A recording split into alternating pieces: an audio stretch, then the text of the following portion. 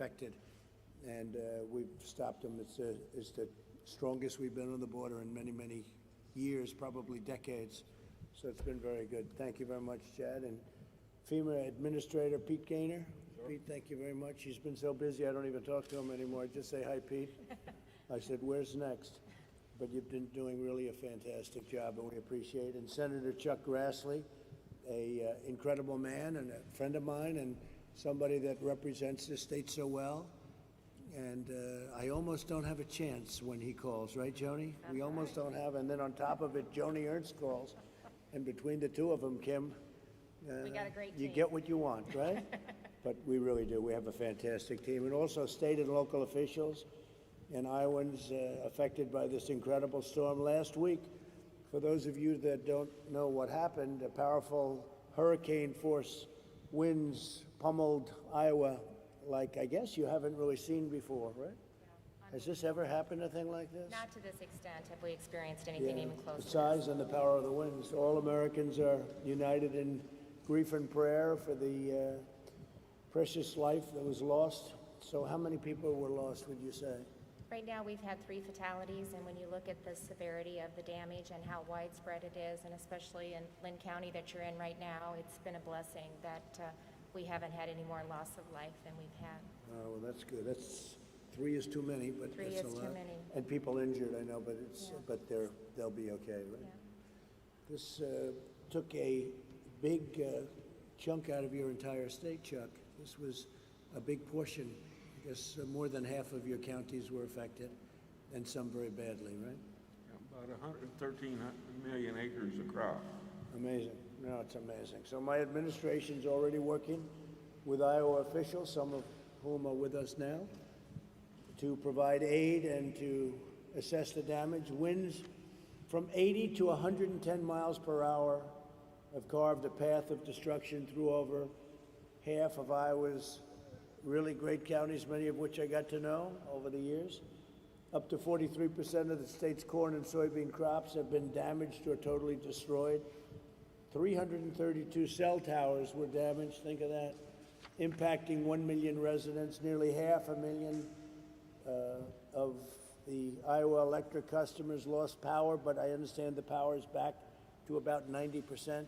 That's the goal by the end of the night, so we're making progress and getting closer. And the power company's done a good job Yep. under the circumstances. We had 595,000 households without power. 97% of Lynn County had no power from the storm, so unbelievable. So they really did a good job getting Yep, it back, right? yep. So fast. With the That's compact fantastic. aid, mutual aid, really implementing that, we've seen a lot of collaboration take That's place. fantastic. Thank them for us. And schools here in Cedar Rapids were hit very hard, and many of the schools that planned to open are now going to be delayed, not for the pandemic reason, but for an unrelated reason that nobody thought would happen. So yesterday I approved a disaster declaration for Iowa, you know that? And it was done in record time, and we're offering the full support of the federal government, so you'll take care of that. Sure. And the USDA also announced assistance for impacted farmers, just as we delivered $117 million to the Cedar Rapids Flood Mitigation Project in 2018, and that was another big one. Yeah. Cedar Rapids has had a rough couple of years when you think about it, right? But we took good care of the flooding, and just like we did that, we're going to help you recover from the storm, and we'll get it done, and we'll all get it done together. Iowans have always been resilient and strong and tough and great people. From the depths of this grave hardship, we will rebuild even stronger than before. We're going to be in fantastic shape in a very short period of time. You have a outstanding group of people representing you, and maybe if I could, Kim, you could start off and say a few words as to what's going on and how we can further help. Yeah. Well, first of all, I just want to extend my gratitude for the incredible turnaround time. In less than 24 hours, you were able to approve the major disaster declaration, and that provides a lot of insurance to our communities that have been impacted by the derecho. It's basically a 40-mile wide tornado that went through the state of Iowa, 112 miles an hour per wind, up to some of the highest speeds. And as I indicated, 595,000 households without power, significant damage to our electricity and communications infrastructure, but the capacity of our utilities to get people back up has been great. Appreciated Secretary Administrator Gaynor being on the ground yesterday and seeing firsthand some of the damage. 27 counties will be adding more, 16 public assistance in the disaster declaration, 27 getting individual assistance, and that'll have a huge impact on Iowans. Good. And just to And really we'll do appreciate that. whatever you have to do. Yes, sir, we're on the ground now. How do you compare this in terms of damage with what you had with the flooding a year and a half ago, 2 years ago? So this is just so much widespread when you think about entire counties that have been taken out. You heard the senator say, over half of our crops have been devastated. We are anticipating these early estimates, about $4 billion worth of damage. 3.7 of that is through agriculture, between the loss of crops and structures, and then. So this is even more than the floods? Oh, yeah, yes. Wow. More widespread, and we'll have additional counties that will be added. They're working on that right now. The mayors will talk about some of the Good. early estimates that they're seeing, but significant damage. But we will come back stronger and better than ever, and we've got a lot of help, and we just appreciate the quick response Well, that we've been you able have to. your friends from the Army Corps of Engineers, nobody better. They helped you the last time. You They- didn't think you'd be back so soon, General, did you? Well, I appreciate the response with the floods. Well, Mr. President, of course, we work for FEMA and the administrator. We're very, very proud to be out here. We've been asked to do some assessments on some of the debris removal. We think they've got about 1.5 million cubic yards, and the state's going to do a lot of that heavy lifting. But whatever we can do to help, the Army Corps is all in. So Chuck, with that voice, wouldn't he be a great politician? His voice is almost as tough as yours, not quite. As long as he doesn't run in Iowa. That's a good point. Chuck, what would you Well, like to say? first of all, I think you're coming here and representing the federal government and as President of the United States to show your work and helping us work through this is very, very important. So we thank you for that. And if I were going to compare the 150 miles I traveled from Boone to Cedar Rapids Thursday, Friday, and Saturday last week, the damage to the crops, I've seen corn flat on the ground in my 50 years of farming, but I have never seen it mile after mile and, just flat on the ground, and very little of it recoverable, I think. So that's something to keep in mind. And I think that one of the things that make you proud of Iowans is, I think you probably know, neighbor helping neighbor, and things of that nature. So we thank you for coming, and the widespread damage that you're going to be alerted to, and the homes lost and the power outages and the crop damage is all important. But you're stepping up to help with that declaration, and we thank you. And it's difficult because you had the largest order of corn in history. Did you know that last week? Yeah. From of all groups, China. How about that, China?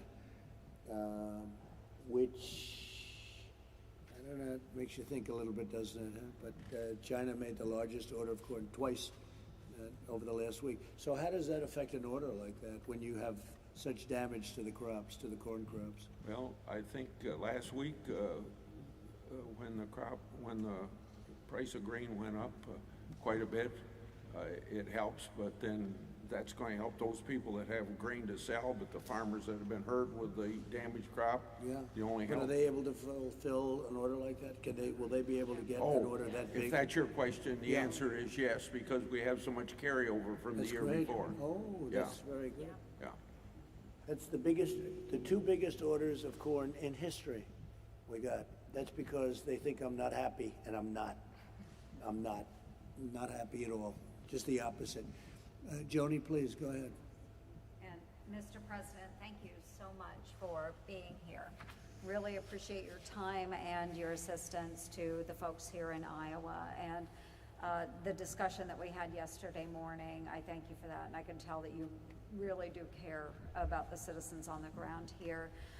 One thing that would be helpful, of course, with the impact to the ag economy, the loss of so many crops, is our farmers would love to know that with these gap year waivers that the oil refineries are submitting to the EPA, that we just dispense of those.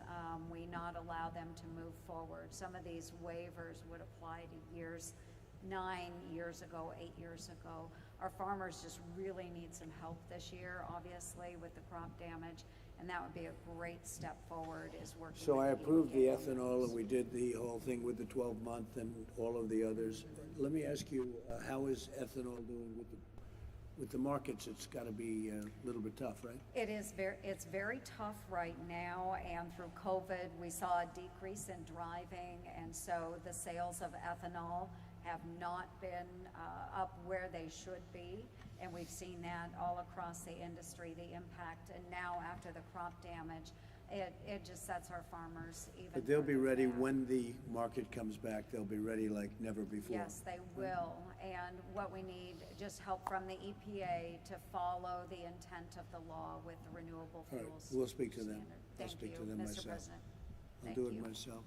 Chad, please. Absolutely. Well, Mr. President, let me again commend you, as the senator did, for coming here to Cedar Rapids. I think that sends a strong signal to all Iowans, and certainly thank you for providing the disaster relief funds that you have done so quickly. Don't forget, this has been a very loving area for me. Cedar Rapids has been fantastic, and we've developed a lot of great relationships in Cedar Rapids, so I never had a doubt, really. So, I had the opportunity last week again to talk with Governor Reynolds about the devastation. And of course, FEMA has been here really since day one, and Administrator Gaynor has been here over the last 24 hours, working with the governor and all of her staff on these priorities as well.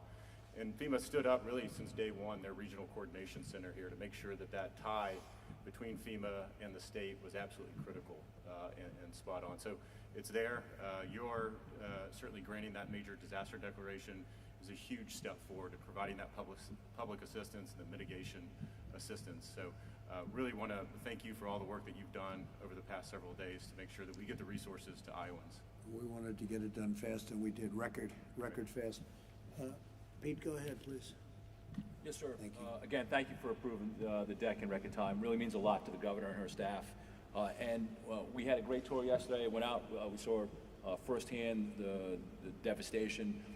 So aside from the level of Were you devastation, surprised? I was. I had He's not seen it s- all. This guy has seen devastation like nobody, but this is bad. Yes, sir. And so aside from the devastation, the thing that impressed me most was the spirit of Iowans helping Iowans out there. So volunteers helping volunteers with food. We just came from Operation Barbecue, that's in the back lot of the airport, serving tens of thousands of meals. The National Guard on streets, clearing streets. Electrical restoration crews as far away as Nova Scotia here to help restore power. Really unbelievable. We have a ways to go, but the amount that they've gone so far, quite impressive. So we'll be here until we're done, right beside the governor and her team. What is the timing, do you think? Well, it'll take some time to clear debris. I think debris is going to be some of the hardest things to do. There's lots of it out there. So that does take time, but we have a plan to do it, and again, we'll be here until the job is done. Can you find usage in some of the corn? Is it aged enough, or is it just really not going to be able to be used? Well, Mr. President, I'm Secretary of Agriculture here in Iowa, and it'll depend. A lot of it, as the senator said, is it won't come back up. You won't be able to harvest it for any use. Some of it will, but there are millions of acres of corn that just won't flat out be able to be harvested. So, but to your And point, you've never seen anything like that? no, not to the widespread. Governor mentioned it. I mean, we're talking hundreds of miles by 40, 50, 60 miles wide. It's not that it's not that we're not used to dealing with difficult weather in agriculture. It's just something of this scale is really tough. What about other states, by the way? How was it? They weren't affected Well, nearly really, like this, but It started in South Dakota, went to western Ohio, but really if you get into western Illinois, there was some crop damage, but nothing like what you're seeing or what you'd see from central Iowa really into eastern Iowa. It took the bullseye. incredible. Okay, thank you very much. Good job. Would anybody like to say anything, please? Go ahead. Please. I'm Brad Hart, Mayor of Cedar Rapids. And Good. welcome back to Cedar Thank Rapids. you. Thank you for your leadership, and thank you for the disaster proclamation. That is really important for us, and it's starting to, not only the federal aid, but the rest of the country is starting to take note. And so we're getting volunteers and help from around the country, and that's really important. Almost every one of our almost 60,000 homes and businesses had some kind of damage. That's how widespread it was. Most of the city didn't have power for a week. I still don't have power at my home, and there's about maybe another 20 or 30 or 40,000 people that are still waiting for power to come back up in You Cedar Rapids. expected when? When do you expect Today, everything? hopefully today. Oh, good, all right. Well, then yeah. they've done a very good job. No, they have. They've brought in thousands of linemen to work on this. One of the things that and I have a letter that I'll present, Sure. leave with you, but in the disaster declaration, if we could get the individual assistance, because so many people have not only, they may have homeowners insurance, but there's still a premium to pay. They still have to throw out food that insurance won't cover, and most policies for insurance do not cover removal of trees. They'll pay to move it off your house, but not once it's on the ground. You have to pay for that, and that could be tens of thousands of dollars for lots of homeowners. And so adding the individual assistance component to the disaster declaration would really help so many people get those trees out of their yard and not have such a financial burden for them. So that would be a big help How for us. have the insurance companies responded and acted, would you say? Personally, Have they tried to hold back? From my house, they've been very attentive, Good. and I know that many of the insurance companies have brought in hundreds of adjusters to try to process claims. But it's hard when we didn't even have power and didn't even have cell service for several days. Are you pretty well covered with insurance, sir? I mean, you have I good hope so, clauses? but the trees in my yard will cost me lots of money, more than what my coverage is, and I have pretty good coverage. But I can handle that, but there's so many Iowans who cannot. So that would be a great help All right, for good, we'll take a look thousands at of that. those. You know about that? And it's actually part of the disaster declaration, and we're actually accumulating the damage and the numbers, and we'll be able to add that on, and we should be able to do that in See a what short we can amount of do. time. You'll let me know. Yes, sir. right? Those assessments are coming through. Yep. Expect them probably in the next week or so. Yep. Turn on the individual assistance. How many people will that affect? Well, I think it could affect 55,000 people, at least, because 55,000 buildings, homes, mainly homes, and businesses were impacted by that. Amazing. It's big. All right? It's amazing. Okay, we'll take care of it, Mayor. Thank you very much. Thank you. Please, Good morning, go. Mr. President. Thank you. I'm Nick Abouasley. I'm the mayor of the city of Marion. We're a Good. city of 40,000 people right next to Cedar Rapids. And thank you so much for the declaration and the speed with which you approved that. We are Iowans. We help each other. We pull together, but with this scale of devastation of this disaster, we need help. And we're really grateful to be getting the help from the state and from you. As the Mayor Hart said, the devastation is very widespread, and that's what's unique about this disaster. It's not just one area of our community. We estimate that 90 to 95% of buildings, homes, and businesses in our town have some type of damage. And the tree removal, my understanding is that, as the mayor said, the insurance policies will pay for removing the tree off the house. That a lot of trees didn't fall on the houses. And so the average tree removal is as I understand, is $3,500 per tree. And so I know someone who lost 39 trees, large, mature trees, some of them over 100 years old. I know another tree farmer who lost 5,000 trees.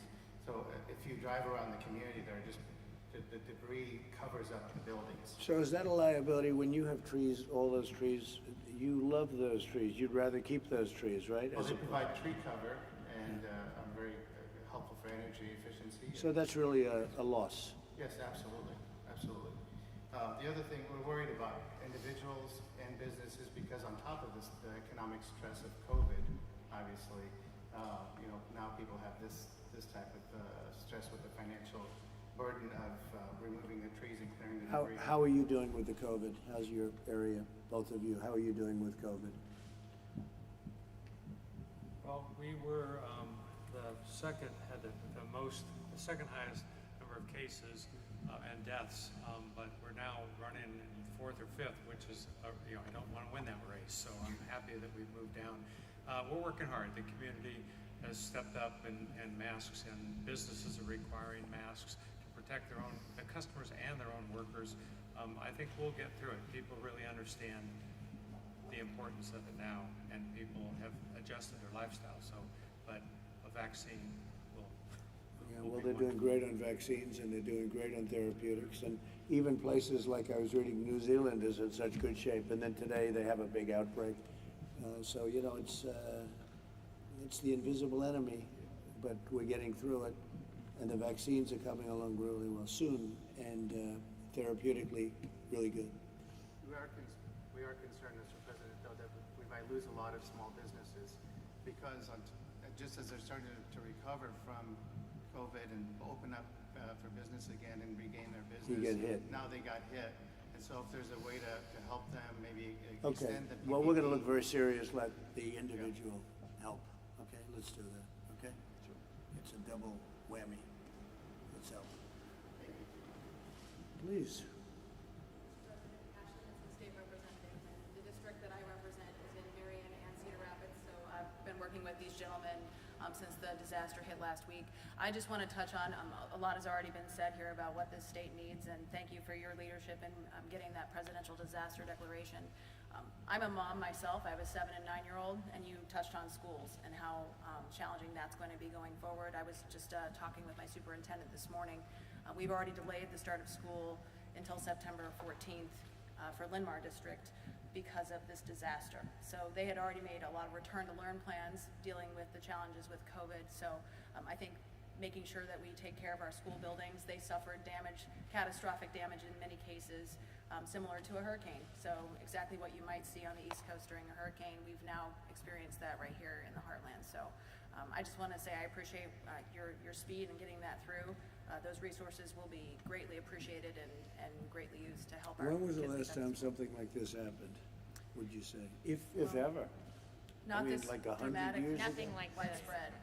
Yeah. I think Nothing like this? The No. scale is what is the issue here, and they've touched on it. Everybody had damage, which meant normally when we would be out jumping to another community's aid, everybody had to deal with their own community and the challenges that they were facing. And so we've seen still Iowans, they finish their own yard and they run right to their neighbor's yard, and that's just what we do. That's what we did in my neighborhood. We just got power last night, and you could have heard the cheers. So I think that makes a huge difference in people's recovery, but there are a lot of challenges ahead, and we will see those in the coming days, but appreciate your open line of communication. And Well, we'll take what care you're of it, doing. and you're gonna have a very fast recovery, I predict. Thank Please, go ahead. Yeah. Mr. President, I'm Wayne Blackford. I'm a farmer and a cattle feeder right Good. north of Marion here. And I want to thank you for coming to Cedar Rapids. But I think the big thing, we have insurance on our buildings and our farm, and we also have crop insurance, which we want to thank you for, and keeping that in place over the next several years. We really need the Right. crop insurance. It's going to be a big help. But we're fine with our buildings. We're well insured, but we need profitability in agricultural to keep going. We need to be able to rebuild and rebuild right, not just cobble things together. But you feel good about it, I feel good about it. and you really have good insurance. Most of you seem to have very good insurance. Well, we've seen tornadoes before, and usually when we have a tornado, it hits one spot. We actually feed cattle on 11 farms, and so, yes, we've had trouble before, but never on this many places at once. So this was in a way less dangerous than a tornado, but much wider, right? But the point of a tornado is truly brutal. My wife and I were in the house, and we said, this is not a tornado, but when the siding went off the back side, we decided to go to the basement. It might have been. He said, maybe it is a tornado. Yeah, so it felt like a tornado. I don't know if it sounded like a freight train, but it was devastating. That's incredible. I never seen stuff go by the window so fast. Good job. Very good. Please. Good morning, Mr. President. Mayor Jarek Armstrong, Mayor of Clarence, which is about 35 miles east of here on Highway 30. It's a town of about 1,000 people, small town like a lot of communities in Iowa. And we we just want to thank you for everything you're doing for the state of Iowa and all our small communities, because we are going to need the help. We were the hardest hit community in Cedar County. Numerous homes damaged, trees down, as the other mayor said.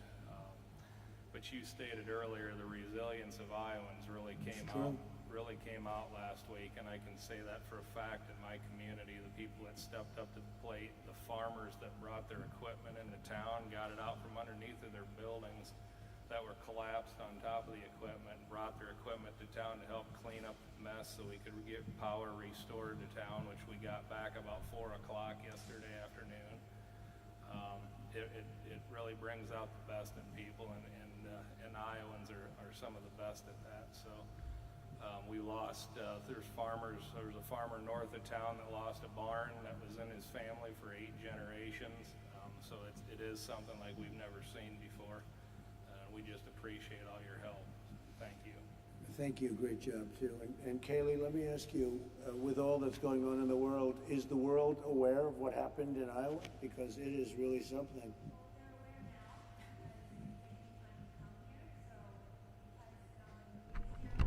They're well aware of the pain and suffering of Iowans, and because of your great support.